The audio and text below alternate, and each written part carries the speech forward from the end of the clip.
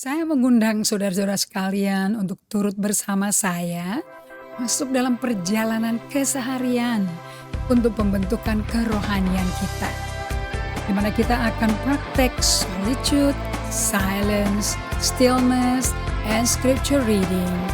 Dan satu hari per minggu kita dedicate untuk bersama Tuhan. Dengan itu kita membangun ritme hidup yang baru.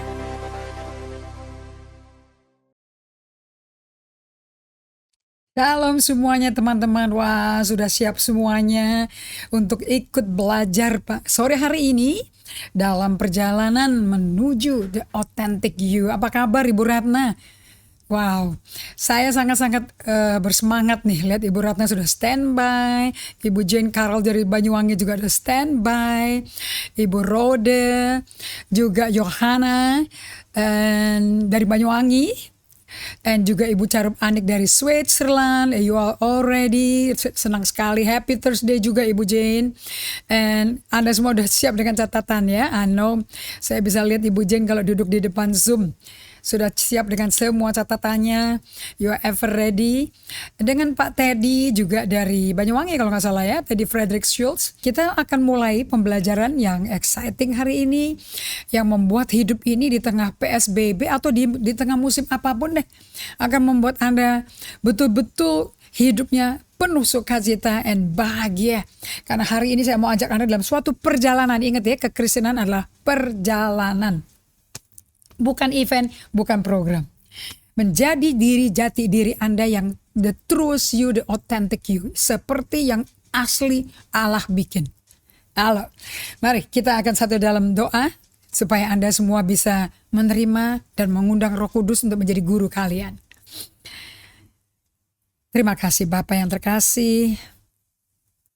Kuasa kasih dan kuasa tangan-Mu yang memegang kami, yang terus menggendong kami, memegang kami, memeluk kami, sampai selama-lamanya. Kau tidak pernah meninggalkan atau biarkan kami.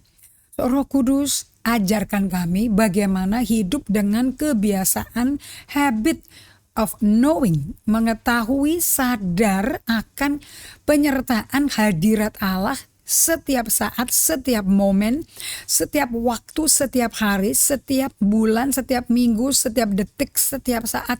Sebab nama Allah yang kita sembah adalah Immanuel. Buat kami hidup dalam realita Immanuel itu. Sehingga kami bisa seperti para karakter-karakter pahlawan iman di Alkitab kita. Kita pun bisa melewati hidup ini dengan segala macam badainya, krisisnya, penderitaan, kesukacitaan, penderitaan, kami bisa hidup seperti Tuhan Yesus. Kami mengundang Kau Roh Kudus untuk menjadi guru kami sore hari ini. Berhembuslah pada setiap kami dimanapun umat-Mu berada. Supaya kami masing-masing dimuridkan, berguru langsung dengan Roh Kudus. Segala hormat, pujian, kemuliaan kami kembalikan kepada Yesus Kristus Tuhan Mesias kami. Amin. Alright, Anda sudah siap semua dengan catatan Anda? The journey to becoming your authentic self. Nah, saya mau kasih sekilas di sini mengenai kehidupan dari seorang pakar yang menjadi model buat saya dari dulu. Namanya Yusuf. Dari Kejadian 37 sampai 50 didedikasi hanya untuk satu pribadi, Yusuf namanya. Ini buku terpanjang loh di kitab Kejadian. Ya, apapun yang terpanjang, yang terus berulang-ulang untuk satu orang aja, berarti penting untuk kita pelajari. Nah, hari ini untuk bisa mengenal the true self, the authentic true self, kita mesti tahu bagaimana sejarah hidup kita. Supaya kita tahu apa yang kita mesti tinggalkan dan kita tahu kemana Tuhan mau bawa kita. Nah, untuk Anda sore hari ini yang mau mengerti apa sih sebetulnya kehidupan Yusuf itu ada di Alkitab, Daud ada di Alkitab, Ruth, Esther, Samuel, hakim-hakim itu kan karakter per karakter tuh, Deborah, Gideon, Simpson.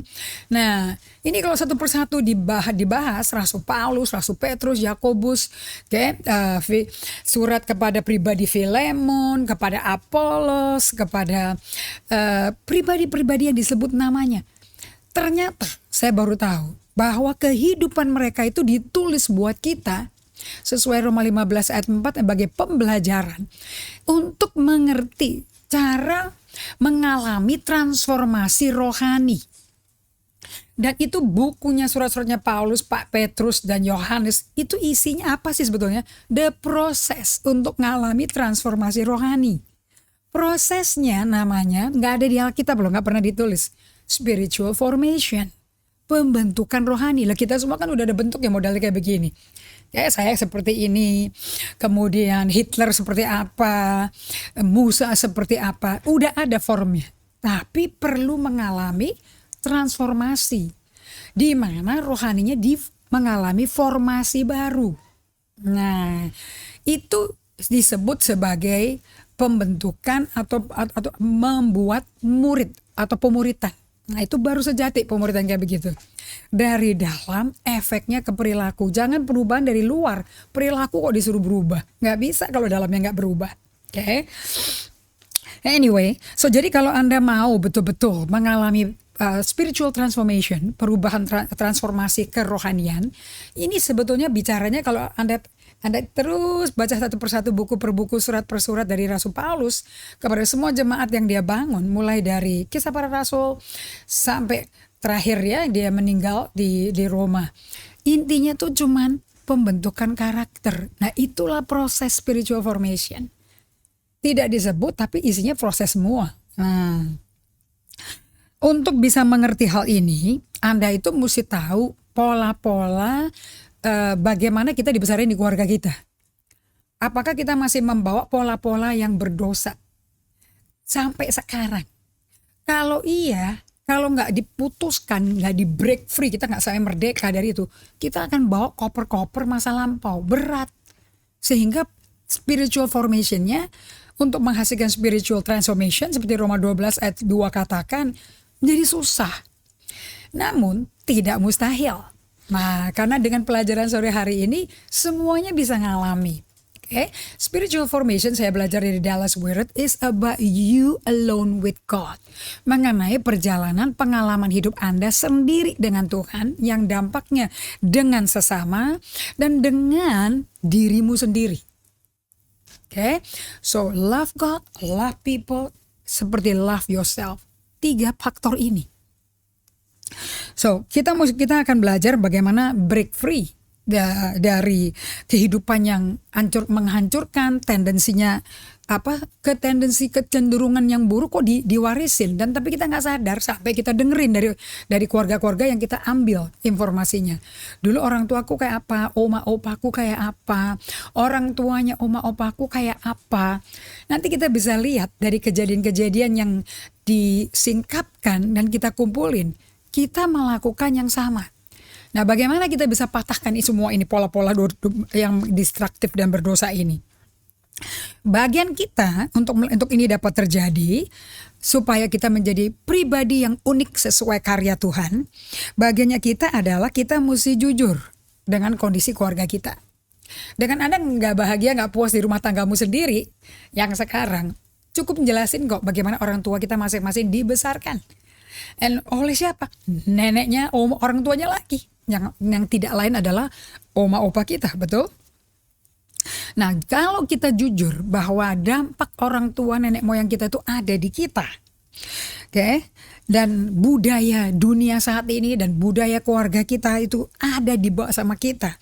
Ini akan membuat kita sulit untuk bisa ditembus oleh kasih Allah, susah untuk mencintai Tuhan Allahmu dengan segenap hatimu, jiwamu, kekuatanmu, apalagi mencintai sesama. Nah, ini saya belajar dari Yusuf. Kehidupan Yusuf pasal 37 sampai 50 luar biasa fantastiknya. Ini benar-benar pola biru bagaimana menjadi authentic self. Nah, memang jujur saya mau kasih tahu, prosesnya nggak gampang, susah, dan seringkali berat dan sakit. Okay? Namun Anda bisa berdoa untuk Tuhan kasih pada Anda keberanian percaya. Nah, saya sebut keberanian percaya ini courage. Lawannya courage ya discourage, tawar hati, putus asa. Jangan tawar hati, jangan putus asa. Minta sama Tuhan the gift of courage, the spirit of courage, tentu datangnya dari Roh Kudus. Dan minta kuasa Roh Kudus menolong kita semua. Di sini saya belajar Benar-benar Roh Kudus tuh memberdayakan kita. Bukan memperdaya kita loh, memberdayakan kita. Gandengan sama Roh Kudus, bermitra sama Roh Kudus, kita dimampukan. Nah ini caranya pengembangan murid Kristus untuk menjadi leader di dalam kerajaan surga. Anda butuh diberdayakan Roh Kudus. Tanpa bergaul sama Roh Kudus nggak mungkin. So kalau Anda bisa bergaul sama Roh Kudus, Anda diberdayakan, Anda akan move forward. Anda nggak gagal move on. Anda akan move forward dari glory ke glory sampai hidup Anda itu selalu mempermuliakan Allah. Don't you want it?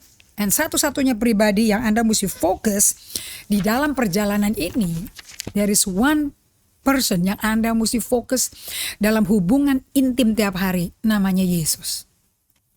So dari pengajaran saya mengenai ritme hidup 5S, slow down, to stop, to be still and silent, to hear and to listen to God melalui scripture reading. Dan sabat seminggu sekali 24 jam tidak bekerja, tapi pay attention to God. Supaya Anda hidupnya tuh ada loving union, keintiman dengan Tuhan. When you are in loving union with Jesus, dengan Yesus, Anda akan dibuat sama Yesus berjangkar pada kasih Allah Bapa. Ini akarnya, ini fondasinya kalau mau sukses. Makanya hukum Matius 22 ayat 37-40, cintai Tuhan Allahmu dengan segenap hatimu, jiwamu, kekuatanmu. Itu akarnya kalau mau sukses. Jangan gak bisa. Tentu dong, Rasul Yohanes kan berkata, kalau engkau bisa cinta Tuhan, itu karena dia lebih dulu cinta kamu. Dia yang panggil kita, dia yang pilih kita, dan dia injeksi, infus kita dengan kasihnya. Sehingga kita bisa mengasihi Tuhan. Dan akibatnya mengasihi, bersama Tuhan mengasihi sesama. Yang lebih indah, mengasihi diri sendiri. You know who you are in Christ. Nah, Anda gak menghakimi diri, Anda gak bandingin diri Anda dengan orang lain. You are a special creature, Anda special creature. Dari kan belajar, saya belajar. 2 pertanyaan yang penting kalau Anda mau sukses. Anda tahu siapa Anda. Itu lebih penting daripada apa yang Anda lakukan. Yang kedua, Anda mesti tahu Anda tuh miliknya siapa. Dari bongkol ini, Anda akan bisa mengalami bersama Roh Kudus, diberdayakan Roh Kudus untuk bertumbuh menjadi jati diri yang otentik. Kalau nggak ada kasih Allah terlalu ngeri, karena mesti lihat ke pola-pola masa lampau keluarga kita. Dan keluarga di dalam Allah, dalam Kristus itu selalu 3 generasi. Allah Abraham, Allah Ishak, Allah Yakub. Jadi kita mesti tahu genogram, family tree 3 generasi ini. Untuk Anda bisa ngerti kenapa kok perilakumu, karaktermu kok setelah lahir baru kok nggak enak, nggak bagus, nggak seperti Yesus. Terus pakai karakter siapa yang kita pakai? Nah ini ternyata diwarisin. Nah, untuk menghadapi kenyataan yang nggak enak dari masa lampau ini, Anda butuh ditolong Roh Kudus. Kalau nggak berani, nggak males, gampang mengunjungi kembali. Ada yang trauma kan? Ada yang nggak trauma tapi ada yang trauma. Kasihan yang trauma. Nah. Melalui Yesus dan di pertolongan Roh Kudus kita belajar berserah. Semua kehidupan kita, sejarah hidup kita yang kacau balau, yang ancur-ancuran, yang remuk-remukan, itu ditolong Roh Kudus, dipersembahkan ke Allah Bapa. Nanti dari kehancuran, karena kesalahan, dosa, karena karakter yang rusak, bentuk yang gak bagus, itu nanti diambil Roh Kudus untuk dibentuk menjadi hadiah bagi orang lain, di mana hidup Anda dan saya jadi kado bagi orang lain. So saya mau minta Anda semuanya bisa menerima hari ini pengajaran dari pelajaran kehidupannya si Yusuf, karena dia ngalami spiritual formation dalam 13 pasal kitab Kejadian, didominasi sama dia loh. So kita mau belajar dulu dari Kejadian 50 ayat 15. Kita akan bahas sejarah keluarganya dia juga. Dan jangan lupa Yusuf itu 17 tahun waktu mulai yang mengalami spiritual formation, proses pembentukan rohaninya. Kejadian 50 ayat 15, kalau udah siap Alkitab Anda semuanya, kita baca sama-sama ya. Ketika saudara-saudara Yusuf melihat bahwa ayah mereka telah mati, berkatalah mereka, boleh jadi Yusuf akan mendendam kita dan membalaskan sepenuhnya kepada kita segala kejahatan yang telah kita lakukan kepadanya. Sekarang dalam kejadian 50 si Yusuf udah buka kartu. Jadi kejadian 45 dia udah buka kartu. Kamu tahu nggak aku siapa? Aku saudaramu yang kamu buang. Nah, pada waktu Yakub meninggal, sekarang tinggal 11 kakaknya sama 10 kakaknya sama adiknya Benyamin dan Yusuf kan. Yusuf waktu itu sudah jadi right hand man dari Firaun, penguasa Mesir. Nah, Yusuf waktu itu setelah memberitahu siapa dia, saudaranya sekarang udah tinggal sendiri, nggak ada ayahnya lagi, nggak ada mediator, nggak ada orang yang dimenuai yang melindungi mereka dari kesalahan mereka. Mereka pada ketakutan. Waduh, jangan-jangan si Yusuf balas dendam nih, kita bisa dipenjara, bisa dihancurin. Nah, kita lihat di ayat 19. Tapi Yusuf berkata seperti ini. Janganlah takut, sebab aku inikah pengganti Allah? Memang kamu telah mereka-rekakan yang jahat terhadap aku. Tapi Allah telah mereka-rekakannya untuk kebaikan dengan maksud melakukan seperti yang terjadi sekarang ini. Yakni memelihara hidup suatu bangsa yang besar. Jadi janganlah takut. Aku akan menanggung makanmu, makan anak-anakmu. Demikianlah ia menghiburkan mereka dan menenangkan hati mereka dengan perkataannya. Coba tuh saudara-saudara. Ini anak 17 tahun ketemu kakak-kakaknya 30 tahun, di usia 30 tahun. Jadi 13 tahun gak ketemu tuh. Bahkan dianggap udah mati, udah putus hubungan. Sekarang kakak-kakaknya ketemu, masih hidup. Nah, sekarang ketemu dalam kondisi ketakutan setelah Yakub meninggal. Pasti akan dibalas dendam nih. Karena ayah udah gak ada, pasti kita dibalas dendam nih. Jadi orang kalau menghakimi orang itu udah melakukannya sendiri. Anda baca ya di Roma 2 ya. Jadi sebelum kita ngomong apa-apa, kita udah belajar kan ya teologi ngawur dari teman-temannya si Ayub. Nah, itu kan mereka kan isinya menghakimi terus selama 30 pasal lebih. Oke, di kitab Roma 2 ayat yang pertama ini di highlight. Karena ini bicara mengenai diri saya juga. Bagaimana kalau kita bicara bisa membangun orang tapi tidak menghakimi. Sebab kalau kita menghakimi sebetulnya kita daripada jelekin orang, kita sendiri juga lakukan. Karena kita gak bisa hakimi orang kalau kita gak ngerti yang dihakimi itu apa. Karena itu hai manusia, siapapun juga engkau yang menghakimi orang lain, engkau sendiri tidaklah bebas dari salah. Sebab dalam menghakimi orang lain, engkau menghakimi dirimu sendiri kok. Karena engkau yang menghakimi orang lain melakukan hal yang sama. Nah, we have to be careful. Kalau kita baca Kejadian 50 ayat 19 sampai 21, mana nada menghakimi? Beda loh sama teman-teman 3 temannya Ayub yang disebut Allah sahabat Ayub. Beda sekali. Ini setelah gak ketemu 13 tahun, pas ketemu setelah ayahnya meninggal. Lihat dong kata-katanya Yusuf. Jangan takut sebab aku inikah pengganti Allah. Wow. Ini kan karakter seperti Yesus ya. Kedua, Bror, kamu udah mereka-reka yang jahat terhadap aku. Dia bisa tahu loh perbuatan kakaknya tuh apa loh. Tanpa menghakimi. Nadanya gak menghakimi. Ini kalau saya baca ini nadanya sayang sekali. Oke. 3. Apa yang kau reka-reka? Loh itu Allah sebetulnya yang reka-reka. Untuk melakukan di balik kejahatan itu ada kebaikan yang akan keluar. Berarti si Yusuf ini tahu dong ya. Cara misteriusnya Tuhan bekerja kayak apa ya di belakang kejahatan ini semua. Kalau dia gak dekat intim sama Allah, gak kenal jantung denyutnya Allah, mana mungkin bisa menebak begini. Ini bukan orang selesai dilayani luka batin.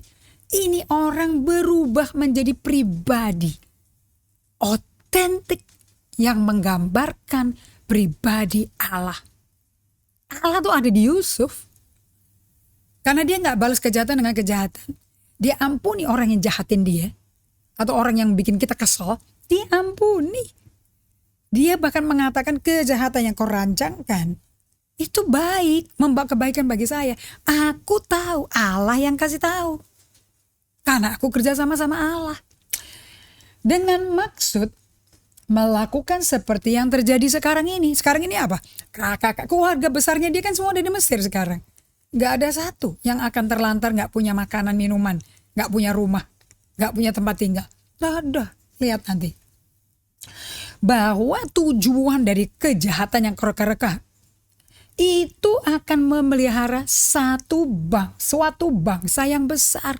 Ini kan nationwide. Pekerjaannya, kelasnya Yusuf ini kelas negara. Bukan kelas satu gereja lokal, bukan satu kelas persekutuan doa. Ini bukan satu ibu kota, satu negara. Ini kan revolusi namanya. Kalau satu negara berubah sampai mengalami kebaikan dari kelaparan, kemiskinan. Anda baca dong kitab Kejadiannya Yusuf itu. Kan mereka rakyat semua pada udah sampai mau jual diri, sampai mau dijual juga badannya. Habis harta mereka demi mau beli makanan yang hanya Yusuf yang jual. Karena dia punya sistem kan, 7 tahun musim panen disimpan semuanya. 7 tahun musim kelaparan stok udah cukup. Barang siapa mau beli mesti tambah 1/5 kan. Aduh, nah jadi janganlah takut.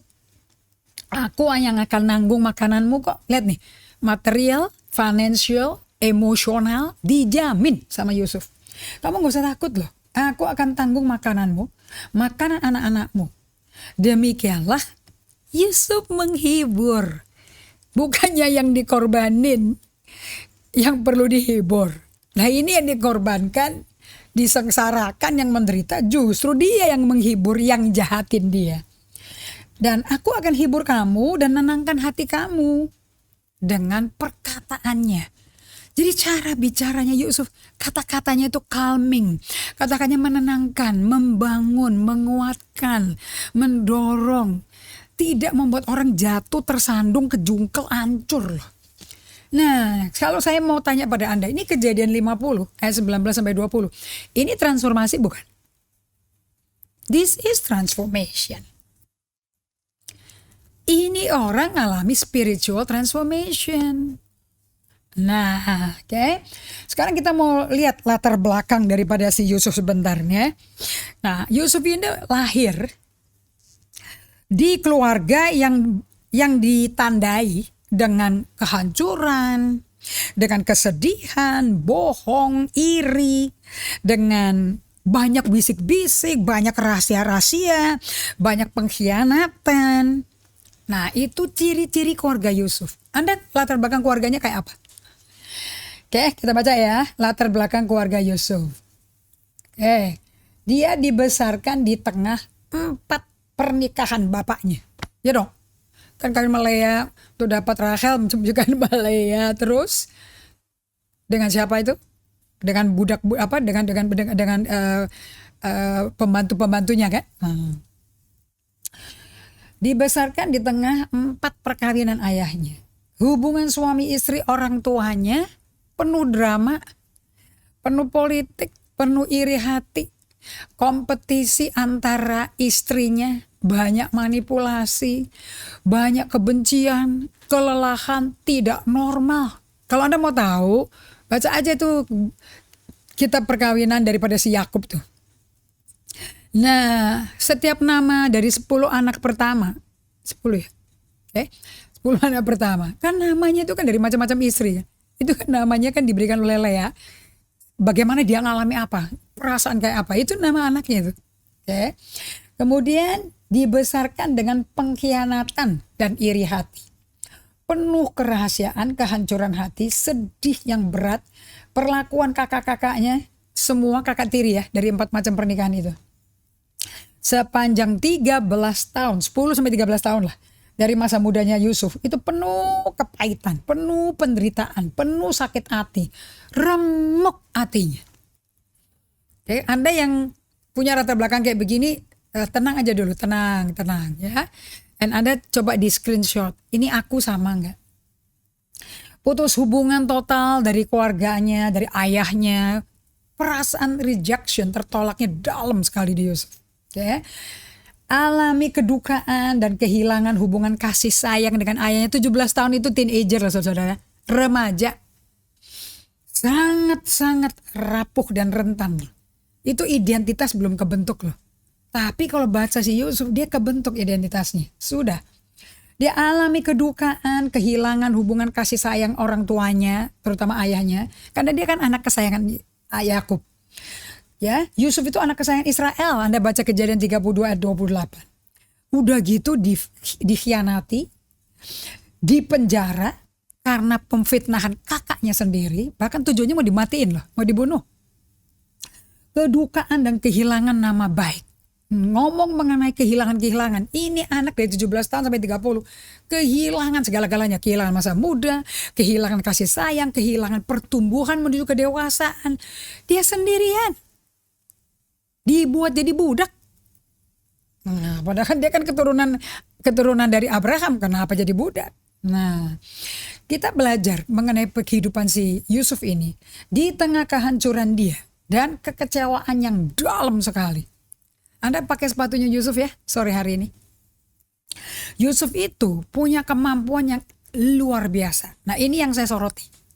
Karena kalau saya mau berubah, ya saya mesti punya faktor-faktor elemen-elemen ini.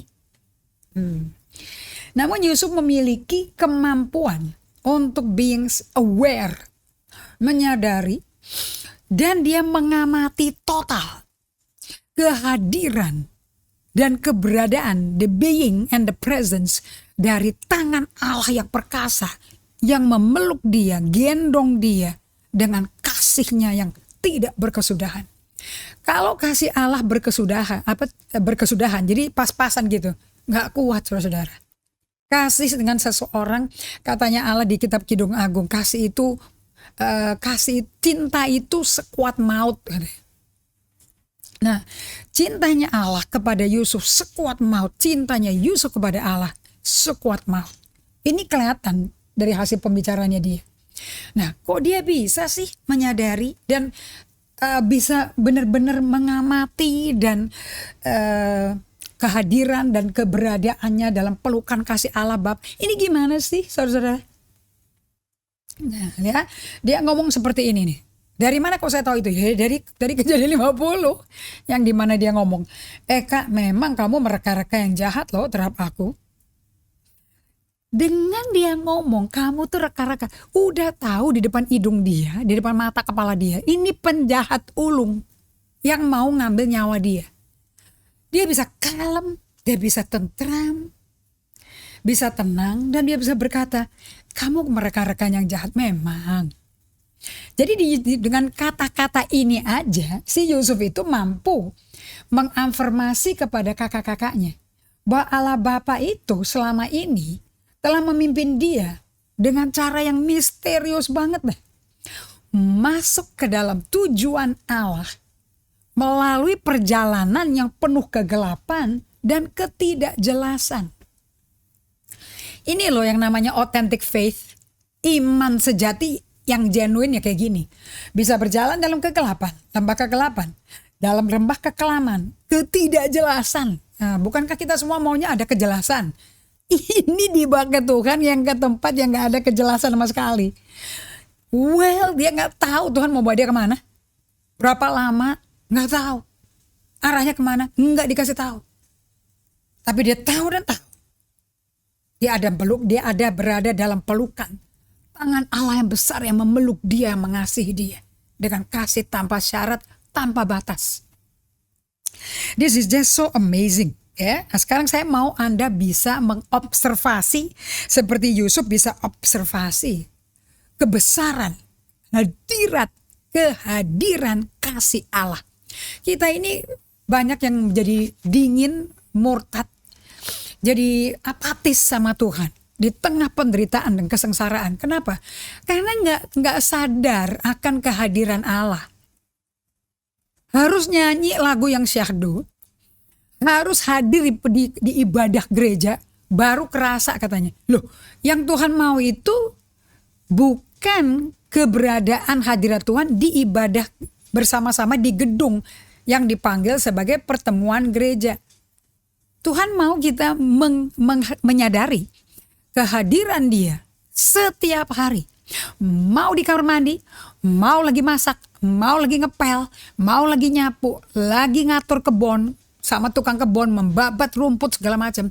Lagi bayar sayur-sayuran, lagi belanja, lagi di mobil, lagi mau ujian di kampus, lagi mau wisuda ini.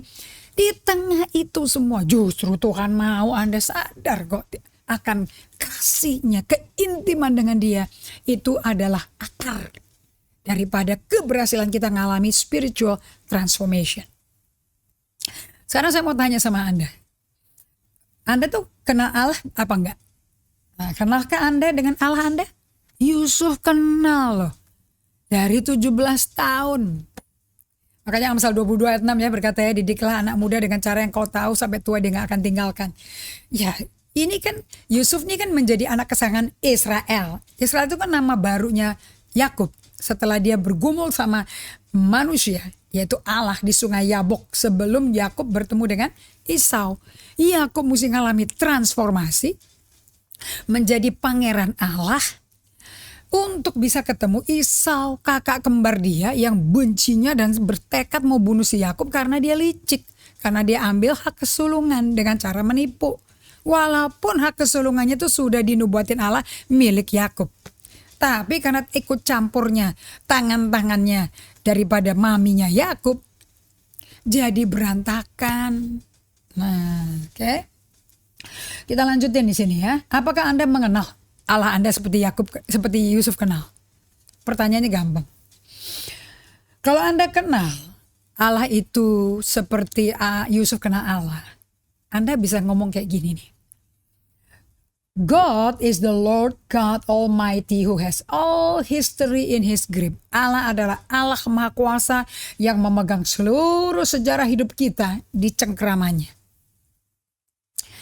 Makanya Anda bisa ngomong, God is in control. Allah itu pegang kendali. Nah seringkali kita bilang Allah pegang kendali, tapi kita masih pegang kendali. Kita masih in charge. Kita takes matters into our own hand. Nah itu kelemahan saya. Dan kelemahan Musa, kelemahan Abraham, kelemahan Sarah. These are people yang take matters into their own hand. Dan ini akan Anda alami melalui pencobaan-pencobaan, penderitaan-penderitaan. Untuk Anda sadar, Anda tuh udah berserah total apa belum? So number one, kalau Yusuf kenal Allah, dia bilang seluruh sejarah hidupku ada di tangan dia kok. Makanya aku serahkan persembahan hidupku seperti Roma 12 ayat 2 dari The Message Bible. Ayat 1 sama ayat 2 dari The Message Bible Roma 12. I surrender my body as a living sacrifice. Artinya apa? I give my walking, my working, my waking up, my sleeping, my eating into the hand of God. Itu namanya mempersembahkan tubuh kita sebagai persembahan hidup ibadah sejati.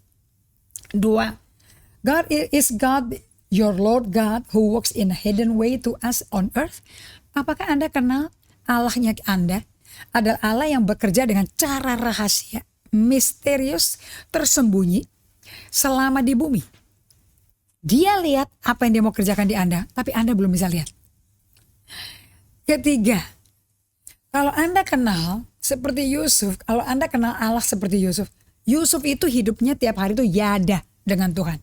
Yada itu artinya to know, tapi to know by experience. Mengenal karena pengalaman ketemuan tiap hari. Bukan pengetahuan kepala. Not head knowledge. Kalau ini sih gampang ngomong gede. Kalau pengalaman justru malah lebih hati-hati. Karena apa? Saking kenal, saking deketnya. 4. Yusuf kenal Tuhan loh. Yusuf paham dalam segala hal Allah turut bekerja sekalipun dia mesti melewati jadi budak dibeli oleh Potifar yang jual kakaknya sendiri namanya Yehuda. Rasanya kayak apa tuh? Lihat kakakmu jual dan terima uang untuk nyawa Anda. Yusuf bisa paham bahwa Allah turut bekerja dalam segala hal. Walaupun dia ngelewati yang gak enak. Melawan segala upaya manusia. Dan Allah tetap bekerja melawan upaya manusia yang mau coba bersin ini. Melakukan apa untuk menggenapi sendiri. Kayak si Sarah membuat si Abraham melahirkan Ismail tuh. Nah, Allah akan intervensi loh. Nah demikianlah cara yang Allah pakai untuk ngerajut tujuan-tujuannya, maksud-maksudnya bagi perjalanan Yusuf untuk menjadi jati dirinya yang sejati di dalam Allah. Jadi yang menginisiasi untuk kita berubah menjadi jati diri kita yang sejati itu siapa? Allah. Yang menginisiasi Yusuf dibuang ke sumur yang tidak berair oleh kakaknya Ruben dan dijual oleh Yehuda. Itu siapa yang menginisiasi? Allah. Bukannya kakak-kakaknya. Kan Yusuf udah bilang, apa yang kau reka kakak? Allah pakai apa yang kau reka jahat untuk kebaikan kita. Itu idenya Allah. Nanti saya tunjukin ayatnya. Nah, kenapa kok Allah itu mengizinkan Yusuf melewati penderitaan, kesengsaraan yang nyakitin sekali dan mengalami kehilangan dan kedukaan yang berat sekali. By the way, Bapak Ibu sekalian, untuk mengingatkan, Yusuf itu mukanya cakep loh. Ganteng banget. Udah ganteng, berhikmat, bijaksana, deket sama Tuhan. Itu kalau orang-orang tua tuh pasti cari calon mantu yang kayak begini. Bener-bener dia bukan orang yang jelek loh. Bagus sekali mukanya. Ya. Tapi kok kenapa Allah izinkan dia ngalamin penderitaan kayak begini? Jawabannya, itu semua 100% karena mystery of the sovereignty of God. Kalau ngomong kedaulatan Allah, justru pada waktu kita ngomong kedaulatan Allah, Allah itu penuh rahasia. Anda kalau baca suratnya Paulus, dia katakan bahwa kerajaan surga itu rahasia. Kekayaan rahasia Allah. He talk in mystery. Gak ada yang pas-pasan jelas A, B itu juga gak ada. Semuanya misterius.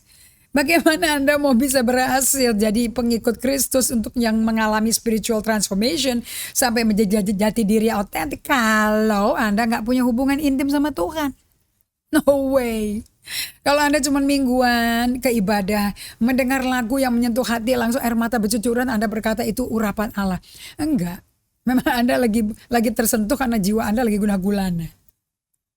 Dan kalau Anda hanya bisa merasakan mengalami Tuhan di pertemuan hari Minggu sekali, seminggu sekali, ya Anda gak kenal dong Tuhan, gak bisa yada. Anda gak akan kuat seperti Yusuf. Ini dia berjalan 13 tahun dalam kondisi penuh kerahasiaan dari Allah loh. Allah kan gak singkapkan belak-belakan. Banyak yang kan saya pelajari ya. Kitab-kitab di Alkitab tentang karakter-karakter ya. Itu kalau sepi sekali. Gak banyak suara-suara apa mengenai mereka. Mereka tuh lagi melakukan solitude silence loh. Mereka hidupnya 100% dalam praktek dalam hadirat Tuhan. Dengan berdiam dan berdiam di hadapan Allah untuk tenang dan teduh jiwanya. Dengan fokus konsentrasi kepada Allahnya, kepada Yesusnya. Kayak Musa tuh di Keluaran 14 ya, 13-14. Dia berkata, kamu diam aja. Nanti Allah yang berperang. Anda mau tahu gak waktu Musa ngomong kayak gitu? Ini sebelum dia masuk ke Laut Merah loh. Dia tuh ngomong kayak begini, waktu disuruh diam, kita tuh disuruh ingat Tuhan.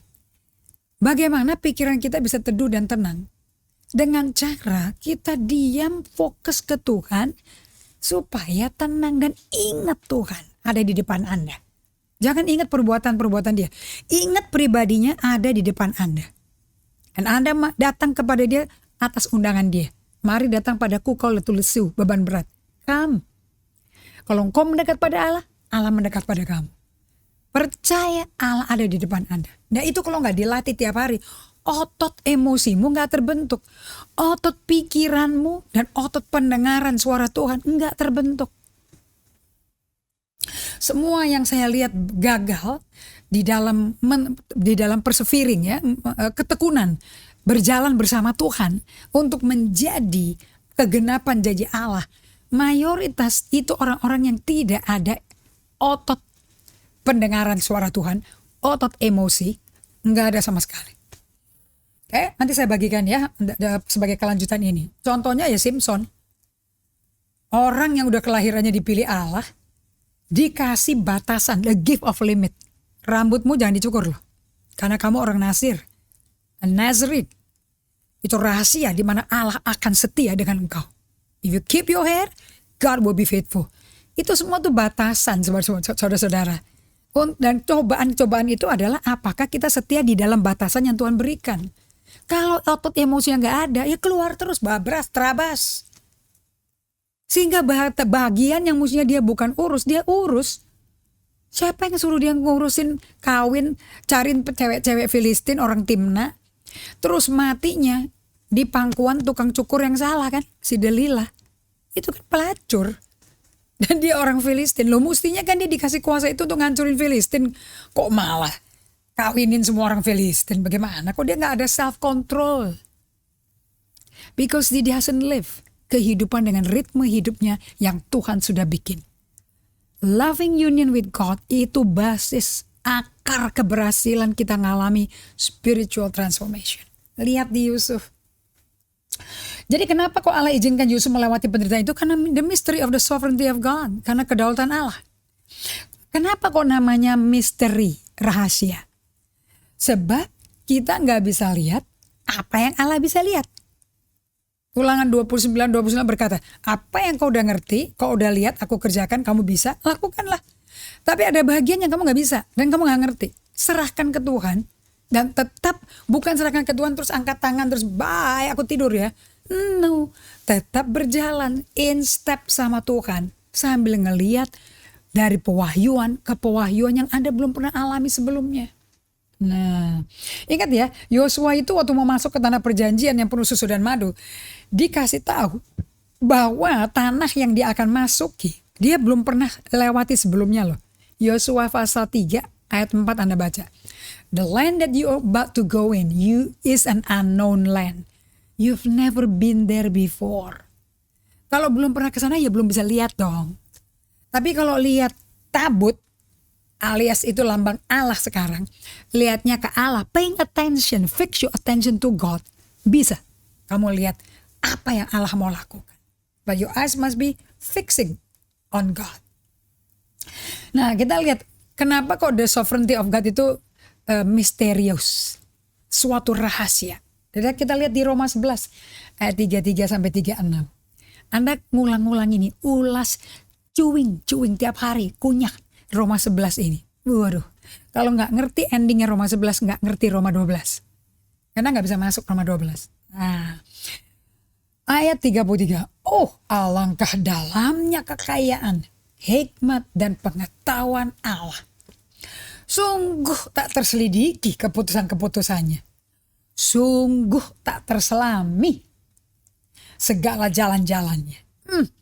Sebab siapa yang mengetahui pikiran Tuhan? Siapa yang pernah menjadi penasehatnya dia? Ada yang tahu pikiran Tuhan? Kalau Anda tahu, pernah jadi penasehatnya dia? Atau siapa yang pernah memberikan sesuatu kepada Tuhan sehingga ia harus menggantikannya? Kalau bahasa Inggrisnya dia mesti bayar balik. Apa Allah bayar konsultan? Sebab segala sesuatu adalah dari dia, oleh dia, from him, by him, to him, dan kepada dia. Jadi apa yang kita alami, transformasi apapun yang dalam kita itu Tuhan yang menginisiasi. Oleh Tuhan, dari Tuhan, bagi Tuhan. Makanya kita selalu ngomong, ini untuk memuliakan nama Allah. Mari kita muliakan nama Allah. Nggak bisa kalau kita yang mari.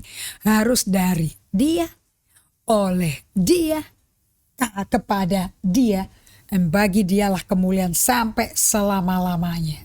Nah, dengan misteri yang Anda gak lihat tuh, Anda gak pernah nanya ya, Yusuf kok bisa begitu ya? Ingat kok, Anda tuh selalu ingat, ini anak 17 tahun. Bukan 40 tahun mengalami percobaan ini, 17 tahun. Anak 17 tahun tahu apa? So apa sih yang kita bisa pelajari dari perjalanan hidup si Yusuf ini? Oke, satu ya. Yusuf itu selama mengalami sakit hati, dikhianati, ditolak, putus hubungan sama ayah kesayangan dia, dan dia anak kesayangan ayahnya, menderita penganiayaan, difitnah tuh sakit, apalagi sama kakak darah daging, sakit. Kalau Anda belum tahu rasanya sakit, dijual lagi. Yusuf tidak hidup menyangkali adanya rasa sakit. Dia nggak nyangkal satu pun masa lampaunya. Makanya dia bilang, Kak, apa yang kau reka-reka buat kejahatanku? Jadi dia kan nyata kan, dia ngomong, memang kamu jahat.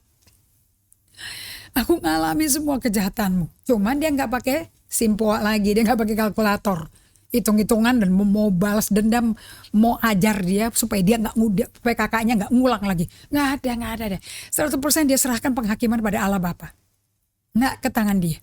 Loh, ini bisa hidup presisi begitu gimana ya saudara ya? 17 tahun loh. Yang kedua, kita belajar dari apa yang Yesus katakan tadi. Kejadian 50 tadi itu loh.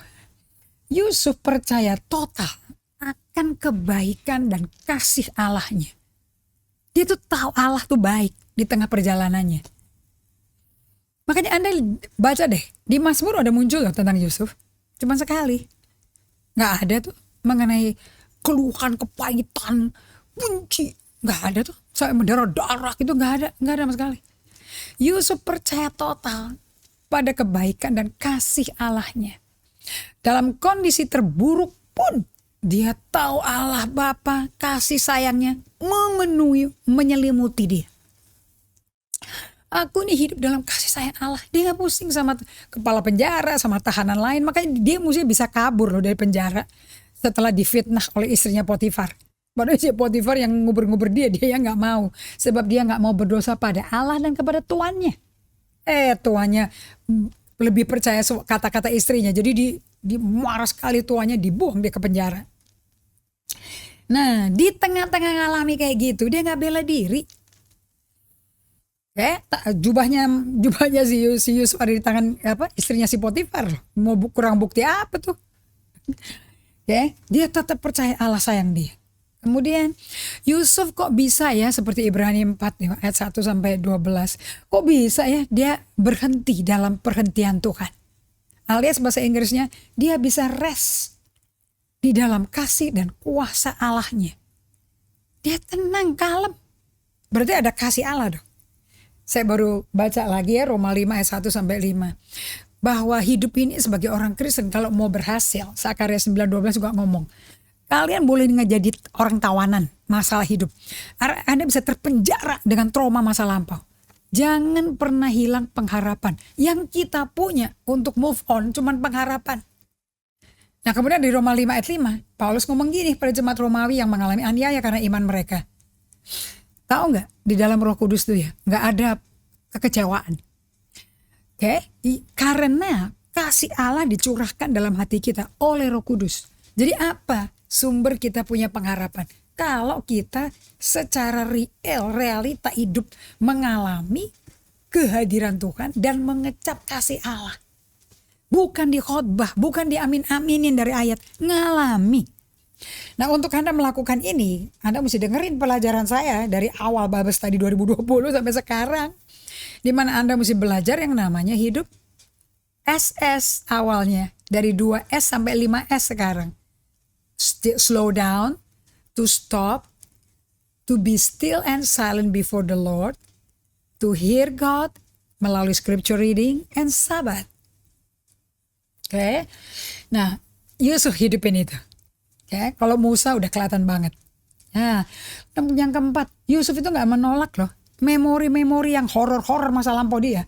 Dan rasa sakitnya itu karena penderitaan yang dia alami dan kesengsaraan yang dia mesti tahu gak sengsara, tinggal di dalam lubang tanah merah, gak ada air, gak ada tutup, ada serangga, ada ular, ada laba-laba, ada ulet-ulet tanah. Aduh, itu kan ngomong sengsara-sengsara. Penderitaan sakit hati di batin dia. Ini semua Yusuf lewati dan alami. Nah, kita kan belajar melalui Ayub kemarin itu, bahwa di Ayub pasal 3 sampai pasal 37, Ayub itu proses loh emosinya loh. Kesabaran dia dan iman dia, percaya bahwa Allah mencintai dia.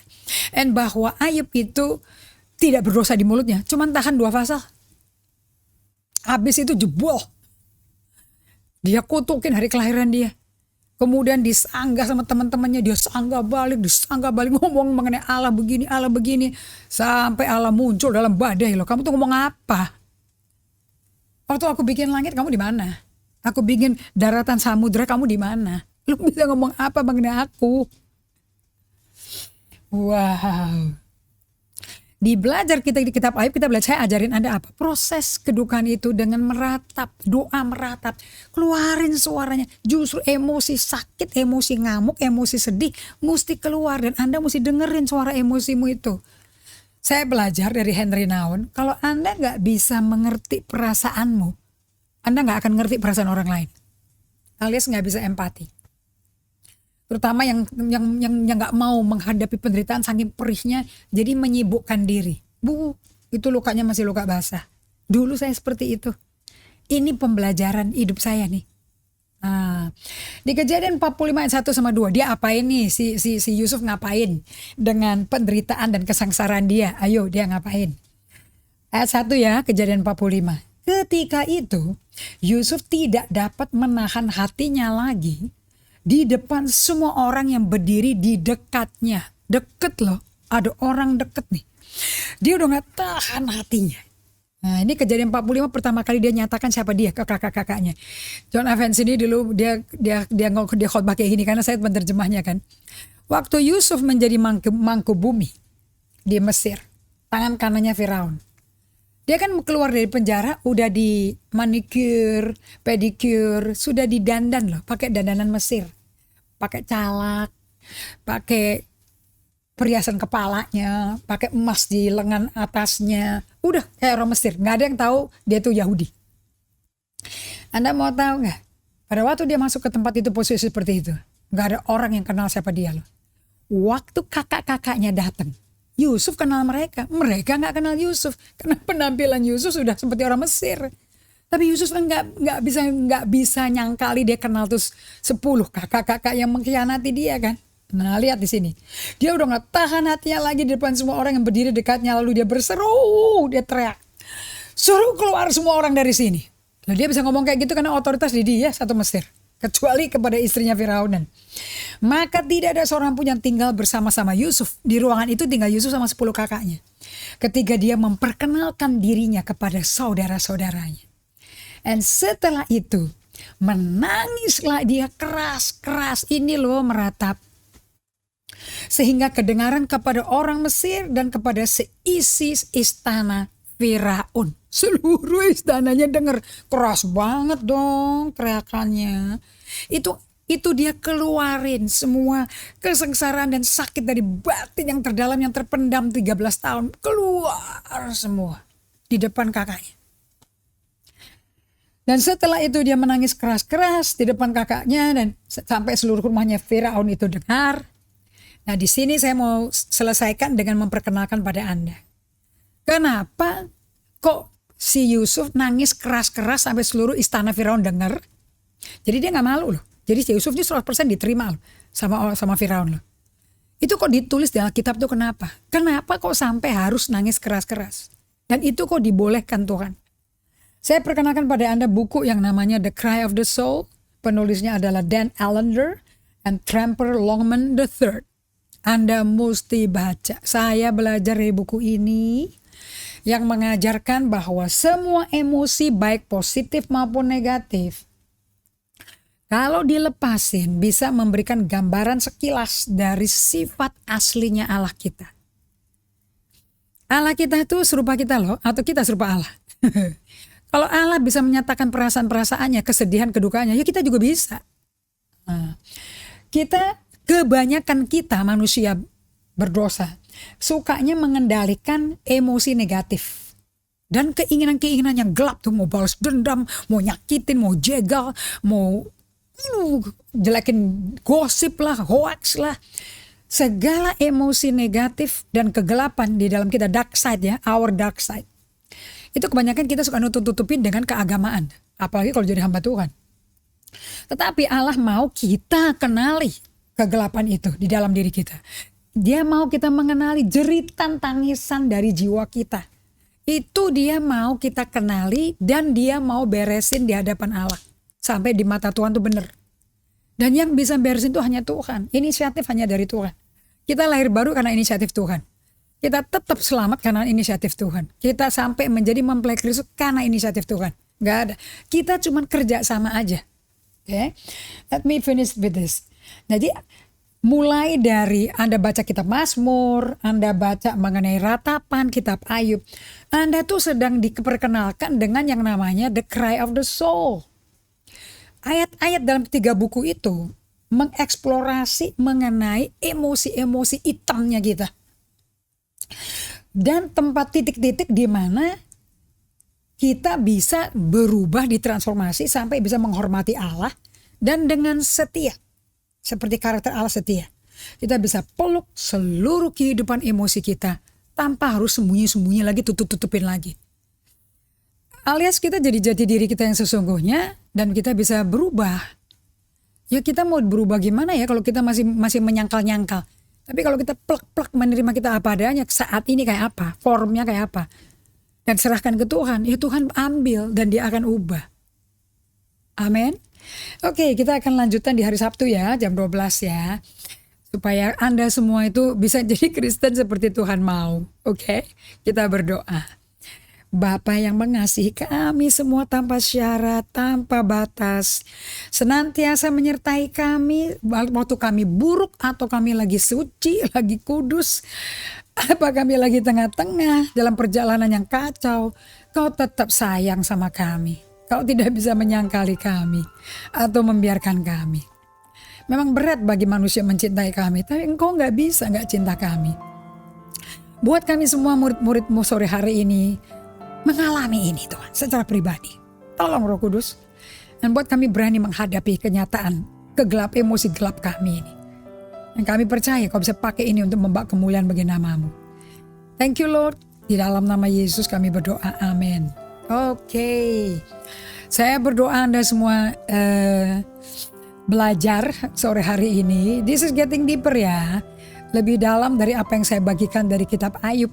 And saya berdoa Anda jangan stop di mencatat saja. Saya berdoa mau masuk ke kamar doamu tiap hari. Hidupin ritme 5S dan ngalami ini. Aduh, inilah namanya pemuritan yang sesungguhnya. Tapi yang muridin Yesus langsung. Supaya ini akan menurun jadi budaya di gereja masing-masing. Amin. Thank you so much. Kita akan bergabung lagi di Sabtu jam 12. Saya berdoa Anda sudah review kejadian 17 sampai 50. Kita akan memang karena waktu jadi saya mesti batasin ke kejadian 45 sampai 50. Nggak bisa semuanya. But it's good for you to study all. Oke. Ibu Irene, you're welcome. Saya juga belajar juga. Saya juga nikmati. Oke, ya, Ibu Maya, Ibu Puji, Dino. Kita ketemu lagi hari Sabtu. Please, jangan miss Pak Jayadi juga ya. Miki Elit, baru banyak teman-teman yang baru nih. Mary Teguh. God bless you and we see you again.